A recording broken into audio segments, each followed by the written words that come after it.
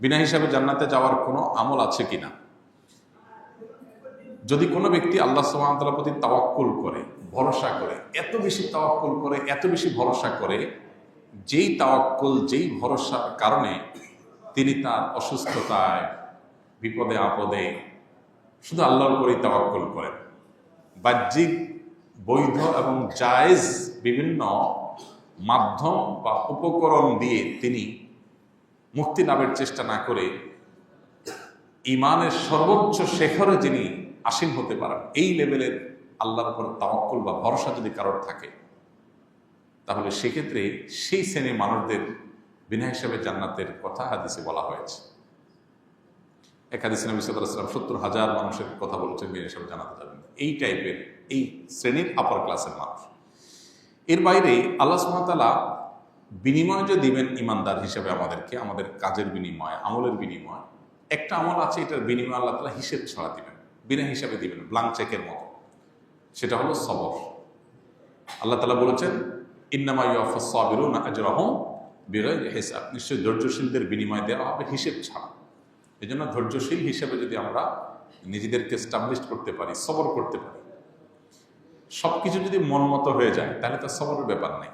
আমাদের দেখা যায় অনেকেই নিজের মনের বিরুদ্ধে একটা জিনিস হলো, একটা চাইলাম হইলো না, একটা কথা বললাম হলো না, তখনই মেজাজটা গরম হয়ে যায়। এটাই হলো সবরের সময়, টাইম, যে আমার মন মতো হয় নাই, আমার চাওয়া মতো হয় নাই, আমার খুশি মতো হয় নাই, এটাই হলো সবরের টাইম। ইটস টাইম ফর সবর। অতএব এই টাইমে কি করতে হবে? ধৈর্যের চেষ্টা করতে হবে। অনেক সময় অনেক মানুষ আছে দেখবেন খুব ভালো মানুষ, কিন্তু যখনই তার মনের বিরুদ্ধে কিছু হয়, চাওয়ার বিরুদ্ধে কিছু হয়, তার কথার বিরুদ্ধে কিছু হয়, বলে গেছে একটা হইলো আরেকটা, চাইলো একটা হইলো আরেকটা, তখনই তার মাথা গরম হয়ে যায়। এর নাম বেসবর, এর নাম অধৈর্যশীল। তো যে ব্যক্তি নিজেকে নিয়ন্ত্রণ করতে পারে কঠিন সময়, মেজাজটা আগুন হওয়ার মতো ব্যাপার, হট হওয়ার মতো ব্যাপার, হ্যাঁ, মাথা রক্ত ওঠার মতো ব্যাপার, কিন্তু ঠান্ডা মাথা সে সামাল দেয়, নিয়ন্ত্রণ হারা হয় না, এরকম সবর করতে পারলে, এমনকি কেউ পাপের কাজ করতে পারে কিন্তু করে না, এই যে সবর করলো, ভালো কাজ করতে কষ্ট হয় তারপরও সে করলো, এই যে সবর করলো, তিন প্রকার সবর। ভালো কাজ করতে গিয়ে সবর, মন্দ কাজ ছাড়তে গিয়ে সবর। ছাড়াটা কঠিন কাজ না, সবর করতে হয়। সবাই চায়, সবাই করে, কিন্তু একজন করে না, সে সবর করে। আর বিপদে, মনের বিরুদ্ধে কিছু হলে, কষ্টে সবর, এই সবরগুলো যারা করে আল্লাহ তাআলা তাদের যে বিনিময়টা দিবেন কিয়ামতের ময়দানে, এটা হিসেব টিসাব করে দিবেন না, বিনা হিসাবে দিবেন। তাবিজ ব্যবহার করা কি জায়েজ আছে? তাবিজ ব্যবহার করা এটা সুন্নাহর খেলাফ, নবী সাল্লাল্লাহু আলাইহি ওয়াসাল্লামের সুন্নতের খেলাফ। নবী করিম সাল্লাল্লাহু আলাইহি ওয়াসাল্লাম কখনো কোনো তাবিজ নিজে ব্যবহার করেননি, কাউকে দেননি, এটি তার সুন্নাহ না।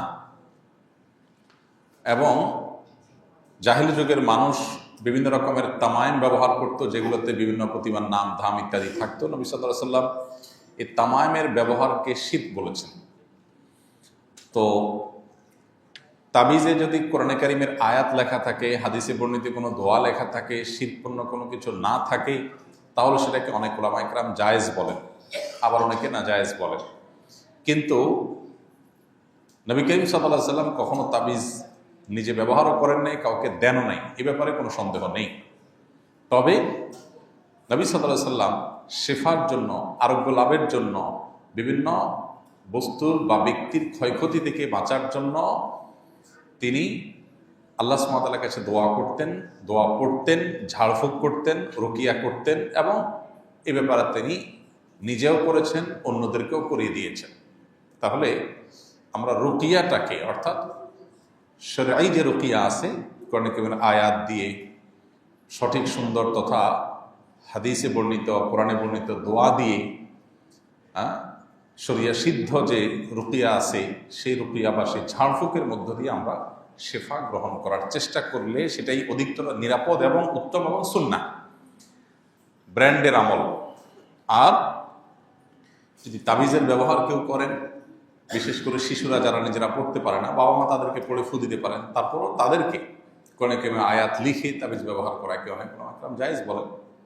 কিন্তু আপনি যদি সুন্নাহর উপর আমল করতে চান, তাহলে ঝাড়ফুঁকের কথাটাই বলবো, ঝাড়ফুঁক করা। সেটাই অধিকতর নিরাপদ, এবং ইখতলাফের ঊর্ধ্বে আপনি উঠে যেতে চাইলে আপনাকে রুকিয়া শরঈয়াতে যেতে হবে।